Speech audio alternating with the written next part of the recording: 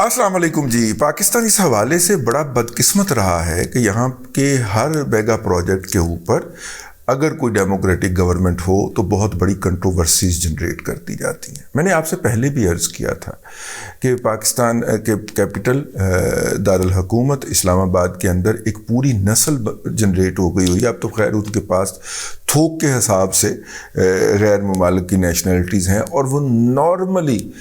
جو ہے وہ سال کے 8 ماہ جو ہیں وہ اپنی نئے جو نیشنلٹی والے ملک ہیں وہاں پہ گزارتے ہیں. یہ سردیوں کے جو 4 ماہ ہوتے ہیں نا جو شروع ہو گئے ہیں 15 اکتوبر سے لے کے اور 15 فروری تک، یہ وہ پاکستان کے دورے کے اوپر تشریف لاتے ہیں اور اس دوران وہ مطلب کہ اپنی چیزیں ڈاکومنٹ وغیرہ سیٹ کرتے ہیں. ڈاکومنٹ کیا کرتے ہیں؟ ان میں سے یہ بیشتر جو ہیں یہ جرنیلوں کی اولادیں ہیں، former bureaucrat ex federal secretaries کی اولادیں ہیں یا خود ریٹائرڈ شدہ لوگ ہیں. پاکستان کے اندر کوئی بھی نیا کام شروع ہونے لگا ہو، سے اٹ آئی پی پی، سے اٹ ٹی وی چینل، سے اٹ مائننگ پروجیکٹ، یہ چونکہ والد صاحب ہوتے ہیں یا والد صاحب کے کوئی انکل بیٹھے ہوتے ہیں تو جب بھی ان کے لیے کبھی بھی کوئی بھی این او سی یا پرمٹ کھلتا ہے اور سرکار آواز لگاتی ہے کہ ہم نے جناب آئی پی پیز لگانے ہیں اور جس نے آنا ہے وہ آ جاؤ، تو یہ دھڑام سے کود پڑتے ہیں اور اس کا یہ فوری طور پہ وہ پرمٹ یا وہ سرٹیفکیٹ یا وہ اجازت نامہ لے کے سکیور کر کے جیب میں ڈال کے رکھ لیتے ہیں. میں نے ایک دفعہ کہا تھا کہ اگر حکومت نے کل کو اناؤنس کیا نا کہ اس ملک کے اندر جناز گاہوں کے بھی پرمٹس ہوں گے اور ہم پرمٹ جاری کرنے لگے تو یہ لوگ وہ بھی لے کے رکھ لیں گے کہ شاید مستقبل میں کام آئے گا. مستقبل میں کام کیا آتا ہے کہ جب کوئی جینون انویسٹر آتا ہے نا کہ میں نے جناب یہاں پہ کوئی آئی پی پی لگانا ہے تو پھر یہ اس کو بیچ دیتے ہیں. یا کوئی آتا ہے کہ جی میں نے یہاں پہ ایک ٹی وی لانچ کرنا ہے تو یہ اس کو لائسنس بیچ دیتے ہیں اور اس کے اندر یہ 10 15 20 30 40 کروڑ روپے کی دہاڑی لگا لیتے ہیں اور یوں سکون سے بیٹھے رہتے ہیں. گھر ان کے نارملی ویران رہتے ہیں یا کرائے پہ چڑھے ہوتے ہیں اور نارملی ان کے گھر جو ہیں وہ اسلام آباد کے اندر جو سفارتی عملہ جات ہوتا ہے یا کوئی نہ کوئی چھوٹا موٹا کونسل خانہ یا ایمبیسی بنی ہوتی ہے اس کے اندر گھر ان کے اس طرح کے ہوتے ہیں. کیونکہ ابا جی کو پلاٹ الاٹ ہو گیا تھا نا کسی زمانے کے اندر F7 کے اندر، ٹھیک ہے، تو اس کے اندر یہ گھر ور بنا کے اس طرح کا کرائے پہ دے دیتے ہیں. خود جا کے کینیڈا کے اندر، سوئٹزرلینڈ کے اندر، UK کے اندر جناب رہائش رکھتے ہیں اور اپنی اگلی نسلوں کو وہاں پہ پروان چڑھاتے ہیں اور کہتے ہیں کہ پاکستان جانوروں کے رہنے کا ملک ہے، وہاں پہ رہنے کی کوئی ضرورت نہیں. یہ لوگ ہر پروجیکٹ کے اندر جو ہے وہ لات ضرور مارتے ہیں. ریکوڈک جو ہے وہ ہمارا اس کا ایک ماسٹر پیس ہے. اس کے لیے یہ جو عناصر ہیں، یہ جو وطن فروش لوگ ہیں، یہ پورے ملک کو ہلا دیتے ہیں. ریکوڈک جو تھا وہ آپ کو پتہ ہے کہ ٹی دیان کاپر کمپنی ایک بنی تھی، چلی کی کمپنی تھی اینڈوفکاسٹا، اور امریکہ کی کینیڈا کی کمپنی تھی بیرک گولڈ. ان دونوں نے مل کے ٹی دیان کاپر کمپنی بنائی. ان دونوں نے جوائنٹ وینچر کیا اور ایک تیسری کمپنی بنائی ٹی دیان کاپر کمپنی، اور اس نے ریکوڈک کا ٹھیکہ لے لیا. تقریباً اگر ہم آج کے اس کی بات کریں، مجھے ایک بڑے ذمہ دار شخص نے بتایا، آج کے اگر ہم وہاں پہ جتنا سونا پایا جاتا صرف اس کی بات کریں، پیتل کو ابھی فی الحال سائڈ پہ کر دیں، کاپر کو سائڈ پہ کر دیں، براس کو نہیں، کاپر کو سائڈ پہ کر دیں. براس تو خیر بیسک دھات بھی نہیں ہے لیکن اس کو سائڈ پہ کر دیں کاپر کو، تو جو سونا جو ہے اس کی مالیت پہلا اندازہ جو ہے وہ پہلا اندازہ ہے اس کے پہلے فیز میں وہ تقریباً کوئی $60 ارب کی ہے. لیکن دوسرا اندازہ جو ریویو کروایا حکومت پاکستان نے گزشتہ دور کے اندر، یعنی نواز شریف صاحب کے دور کے اندر جب وہ نکالے نہیں گئے تھے عدالتی معاونت سے، اس وقت جو ایسٹیمیٹ نواز شریف صاحب نے کروایا تھا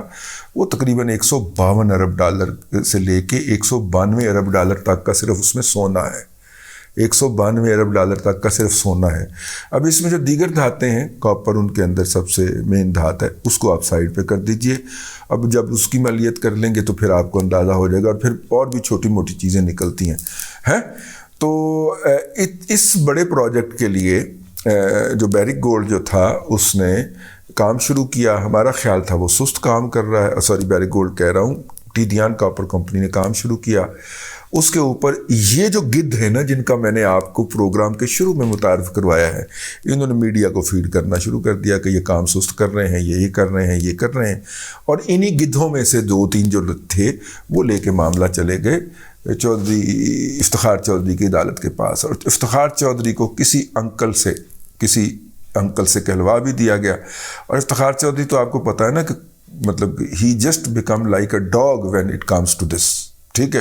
اس نے فوری طور پہ وہ جو انٹرنیشنل معاہدہ جس کے اوپر سپریم کورٹ کی جورسڈکشن ہی نہیں تھی یار, ٹھیک ہے, اس کو اڑا کے وہ مارا. اور وہ ٹیدیان کاپر کمپنی چلی گئی انٹرنیشنل آربیٹریشن کے اندر, جو کہ ان کے ایگریمنٹ میں اندر لکھا ہوا تھا بین الاقوامی ثالثی کے اندر. بین الاقوامی ثالثی والوں نے جب ہمیں طلب کیا, ہم وہاں پہ گئے, ہم نے اپنا جو ہے وہ سارا جا کے کیس لڑا. لیکن جیسے ہی وہ کیس فائنل سٹیج پہ پہنچا تو پھر ہم نے 2018 کا نا RTS بند کر کے تو نکال دیا. جب RTS بند کر کے نکالا تو اس کے نتیجے کے اندر وکیل ہم نے تبدیل کر نئے اور بڑی یہ فلانے کو وکیل ہونا چاہیے, کیونکہ پتہ تھا کہ کیس تو ہم نے تقریباً جیت ہی جانا ہے. وہ جو فلانا آیا نا وہ اتنا نیلا تھا کہ اس نے وہ جیتا ہوا کیس ہروا دیا. اور ٹیدیان کاپر کمپنی کا ہمارے خلاف $6 ارب کا کلیم جو تھا, جو کہ انہوں نے اس بنیاد پہ کیا تھا کہ جناب جب یہ جو ہے اگر یہ پروجیکٹ چل جاتا تو اگلے 20 سال کے اندر ہمیں اس میں سے اتنا پروفٹ ہوتا, تو یہ پروفٹ ہمیں دیں, کیونکہ آپ نے ہمارا جو معاہدہ ہے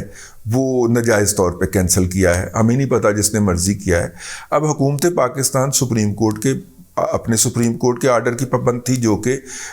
وہ دجال ایک کانا جو تھا وہ کر گیا ہوا تھا, وہ کتنا بڑا لاس کر کے گیا. 2 اس نے بہت خوفناک کام کیے ہیں. ایک اس نے پاکستان سٹیل مل کی پرائیویٹائزیشن کو جو ریورس کیا وہ, اور دوسرا اس نے یہ دجال نے جو کام کیا نا اکنامک فرنٹ کے اوپر بیڑا ہی غرق کر گیا کانا دجال جو ہے. تو خیر وہ جناب اس کے اوپر $6 ارب کا انہوں نے کلیم ڈال دیا. اور ماشاءاللہ عمران احمد خان نیازی نے, یا اس وقت اس کے جو سرپرست تھے جو آج کل کہتے ہیں ہم نیوٹرل ہیں, انہوں نے ایسا شاہکار وکیل جو تھا وہ ریپلیس کیا جس نے آتے ہی سب کچھ دے دیا. بلکہ آخر میں ہمیں اپیل کا رائٹ ملنا تھا کہ ہم نے ایک شورٹی یا گارنٹی جو تھی وہ جمع کروانی تھی, اس کے بعد ہمارا اپیل کا رائٹ اسٹیبلش ہونا تھا. اس نے وہ شورٹی اور گارنٹی بھی سبمٹ نہیں کروائی کہ جت جائے ٹیدیان, جت جائے. اب ٹیدیان کاپر کمپنی جیت گئی. اب یہاں سے آپ نے یہ تو تھا بیک گراؤنڈ, لیکن میں آپ کو اگلے سٹیپ پہ لے کے جانا چاہ رہا ہوں. آج کل سپریم کورٹ آف پاکستان نے اس کیس کو دوبارہ کال کیا ہوا ہے اور اس کے اوپر باقاعدہ ہیئرنگ ہو رہی ہے. ٹھیک ہے, وہ ہیئرنگ کی پروسیڈنگ چل رہی ہے, میں اس کے اوپر کوئی بات نہیں کرنا چاہ رہا. جب یہ فائن ہو گیا تو اس کے بعد پھر بڑے حاجی صاحب اور ان کے ساتھ جو نکے نکے حاجی صاحب ہوتے ہیں وہ اس میں انٹر ہوئے, اور انٹر ہو کے ٹیدیان کاپر کمپنی کو کہا کہ بھائی جان ہم آپ کے ساتھ بات کرنے کو تیار ہیں. انہوں نے کہا کہ جی انہوں نے تو ہمیں دیا ہے $6 ارب کا ایوارڈ جو کہ ہم آپ سے لیں گے, لیکن اگر آپ بات چیت کرنا چاہتے ہیں تو ہم آپ سے لیں گے $10 ارب. ٹھیک ہے, کیونکہ وڈے حاجی صاحب کو یہ زوم ہوتا ہے نا, جو بھی وڈا حاجی بنتا ہے اس کو زوم ہوتا ہے کہ اسے دنیا کا ہر کام آتا ہے. ٹھیک ہے, تو انہوں نے جناب وہ $10 ارب ان کو بخش دیا ود دی کنڈیشن کہ جب یہ پروجیکٹ سٹارٹ ہوگا, ٹھیک ہے, تو اس کے بعد جب اس کا ابتدائی منافع آئے گا تو پہلے آپ کے یہ $10 ارب پورے کیے جائیں گے. ہمارا حکومت پاکستان کا, حکومت بلوچستان کا جو منافع ہوگا وہ آپ کے $10 ارب پورے ہو جانے کے بعد ہوگا. یہ بڑے حاجی صاحب نے, یعنی $6 ارب کا ایوارڈ ہوا تھا, بجائے اس کے کہ اب $6 ارب سے نیچے کھینچ کے لاتے ہیں, ان کو $10 ارب دے دیا گیا. اب یہ سب کو پتہ ہے کہ یہ پروجیکٹ, یہ جو ایگریمنٹ تھا یہ وڈے حاجی صاحب نے کیا ہے. تو وڈے حاجی صاحب کی طاقت کے ایوانوں سے رخصتی سے عین پہلے سپریم کورٹ کا یہ جو کھول لینا, اس کی 2 صورتیں ہو سکتی ہیں. ایک تو سپریم کورٹ جو ہے وہ عمران احمد خان نیازی کے کہنے کے اوپر وڈے حاجی صاحب کو بلیک میل کرنے چلا ہے, ایک صورت تو یہ ہو سکتی ہے. اور دوسری صورت یہ ہو سکتی ہے کہ وڈے حاجی صاحب کہہ رہے ہیں کہ میں ریٹائرمنٹ سے پہلے اس پہ سپریم کورٹ کا ٹھپا لگوا لوں تاکہ کل کو اس بنیاد کے اوپر مجھے کوئی عدالتوں میں نہ گھسیٹ سکے, یا سپریم کو یا عدالت کے یا اس کے اندر پارلیمنٹ کے اندر کوئی اس کے اوپر بات نہ ہو سکے, تاکہ فل اینڈ فائنل سیٹلمنٹ ہو جائے کہ نہ بڑے حاجی صاحب نے بڑا کمال کر دیا تھا، $6 ارب کا ایوارڈ $10 ارب کے اندر بخش گئے تھے ان کو،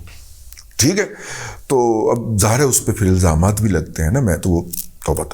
میں تو دہرانے کا بھی نہیں ہو سکتا. تو اس وقت سپریم کورٹ کے اندر این بڑے حاجی صاحب کی رخصتی سے پہلے پاپ اپ کر کے سامنے آ جانا اور عدالت کا کہنا کہ جناب ہم تو اس کی ڈے ٹو ڈے کی بنیاد کے اوپر ہیئرنگ کرنے لگے ہیں، یا تو یہ بلیک میلنگ ہے اور یا جو ہے یہ ٹھپا لگنے جا رہا ہے. ان دونوں کاموں میں سے ہو رہا ہے. لیکن اس میں ظلم یہ ہے کہ اس کے جو انیشل پروجیکٹ تھا اس کے اوپر جو ہے وہ صادق سنجرانی صاحب اور ان کا قبیلہ قابض ہے، اور ان کے کئی ہزار لوگوں کو تنخواہیں ملتی ہیں جو کہ صادق سنجرانی کے اکاؤنٹ میں جاتی ہیں. اور صادق سنجرانی صاحب ان تنخواہوں کی وہ جو پیسہ لیتے ہیں اپنے ان لوگوں کو جو یہاں پہ ملازم ہے مبینہ تو نہیں، وہ تو سینڈک میں ہے، ٹھیک ہے، وہ تو سینڈک میں ہے، سینڈک والا پروجیکٹ جو ہے. اب وہ جو سینڈک میں ہے یا ڈیکوڈک میں ہے، دونوں میں سے کسی میں ہے، وہ جو ان کے قبیلے کے چند لوگ ہیں ان کو تو بینیفٹ مل جاتا ہے. اور ان کو بھی کیا ملتا ہے، وہ جعلی شناختی کارڈ دے کے وہ تنخواہیں ان کی اپنی جیب میں ڈالتے ہیں، اور اس کے نتیجے کے اندر وہ جو افسروں کو خدمات فراہم کرتے ہیں، جو ان کو سروسز دیتے ہیں، ان سروسز کا نتیجہ ہے کہ آج وہ اسٹیبلشمنٹ کا چیئرمین سینٹ ہے. عام بلوچ بیچارے کی زندگی اجیرن ہے، اس کو اس کے اوپر بات کرنے پہ چٹے دن اٹھا لیا جاتا ہے، اس کی لاش بھی دینے سے انکار کر دیا جاتا ہے، اور پھر اس کو چند سالوں کے بعد بتایا جاتا ہے کہ یہاں پہ مار کے ہم نے پھینک دیا تھا، اور یہ جو 2-4 ہڈیاں پڑی ہوئی ہیں نا یہ لگتا ہے اسی کی، ٹھیک ہے، وہ رو پیٹ کے صبر کر لیتا ہے. اس کی زندگی کے اندر کوئی آسانی نہیں ہے ان معدنیات کی اور منرلز کی وجہ سے. دنیا بھر کا یہ اصول ہے کہ جہاں سے معدنیات نکلتی ہیں اور ان معدنیات کے نکلنے والے علاقوں کے اندر جو ہے وہ دہشت گردی بہت ہوتی ہے، کلنگ بہت ہوتی ہے، مختلف ویسٹڈ انٹرسٹ گروپ حملہ آور ہو جاتے ہیں، اور اس کے اندر پتہ نہیں چلتا کون کسے مار گیا، کسے BLA مار گئی اور کسے جناب خفیہ ایجنسیوں نے اٹھا کے مار دیا، لیکن وہاں کے لوگوں کی زندگی اجیرن ہو جاتی ہے. ماں سوائے عرب ممالک کے شاید وہاں پہ آبادی زیادہ نہیں تھی تو اس لیے یہ نہیں ہو سکا، لیکن عرب ممالک میں بھی جہاں سے تیل نکلتا ہے وہاں پہ آپ دیکھیں نا کہ بحرین کے اندر کس طرح کا اودم مچایا ہوا ہے، اور کویت کے اندر کس طرح کا اودم مچایا ہوا ہے ایران والوں نے، اور سعودیز جو ہیں وہ بھی جو عربین ایران ہے، عرب کی طرف جو ایران لگتا ہے جہاں سے اصل میں تیل نکلتا ہے، عراق کا بارڈر، وہاں پہ کس طرح ادھم مچاتے رہتے ہیں. تو جہاں سے منرلز نکلتی ہیں، لیٹن امریکہ میں گھس جائیے، یہ پرنسپل جہاں سے منرل نکلیں گی بھلے وہ لیکوڈ فارم میں نکلیں یا سالڈ فارم کے اندر، وہاں پہ کبھی لا اینڈ آرڈر صحیح نہیں ہوگی. اور آپ دیکھیں گے کہ ایک قبیلہ دوسرے قبیلے پہ حملہ کرے گا، 100 200 وہ ہوتی اور ٹیٹو وہ جو قبائل تھے وہ 100 200 بندے جو ہیں وہ اڑا دیتے ہیں، بلکہ ہزاروں لوگ اڑا دیتے ہیں، قتل ہائے عام ہوتے ہیں، کیونکہ انٹرسٹ اتنا زیادہ ہوتا ہے اور اوپر جو بیٹھے ہرا رہے ہوتے ہیں. صاحب نے یہ دیکھنا ہے کہ بلوچ حضرات کو یہ سوچنا چاہیے کہ بہت کم قیمت ہے جو ان کو ادا کرنی پڑ رہی ہے. میں اگر افریقہ، لیٹن امریکہ کے ممالک میں دیکھوں کہ جہاں سے منرلز نکلی ہیں وہاں پہ مقامی آبادی کا کیا حشر ہوا ہے تو میرے رونگٹے کھڑے ہو جاتے ہیں. اور بلوچستان کے بارے میں ہر ایک کا یہی خیال ہے کہ منرل رچ صوبہ ہے، لیکن وہاں کے عوام کی زندگی کے اندر کوئی آسانی نہیں ہے. یہ لڑائی اوپر اسلام آباد میں بیٹھ کے لوگ آپس میں لڑی جا رہے ہیں اور ملک کو سستے طریقے سے فروخت کیے جا رہے ہیں. نہ بلوچستان کے ساحل محفوظ ہیں، وہاں پہ جو مچھلیاں پکڑنے والے ٹرالے آتے ہیں ان کو کوئی بھی ایک ڈپٹی سیکرٹری کا لیول کا بندہ جو ہے 18ویں ترمیم کے بعد ایک خط دے دیتا ہے اور وہ پورا ساحل ہونج کے لے جاتے ہیں یار. اور جو ہمارے وہاں پہ مقامی مچھیرے ہیں وہ پٹتے رہتے ہیں کہ جی ہم کیا کریں، ہمارا تو روزگار ختم کر کے چلے جاتے ہیں وہ ٹرالے،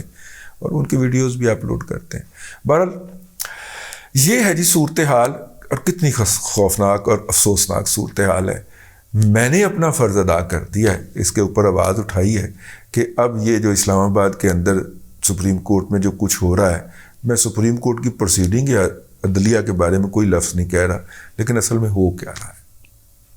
اب تک کے لیے اتنا ہی. اگلے ولاگ میں پھر حاضری ہوتی ہے. اللہ تبارک و تعالیٰ آپ کو آسانیاں عطا کرے اور آسانیاں خلق خدا میں تقسیم کرنے کی توفیق عطا کرے.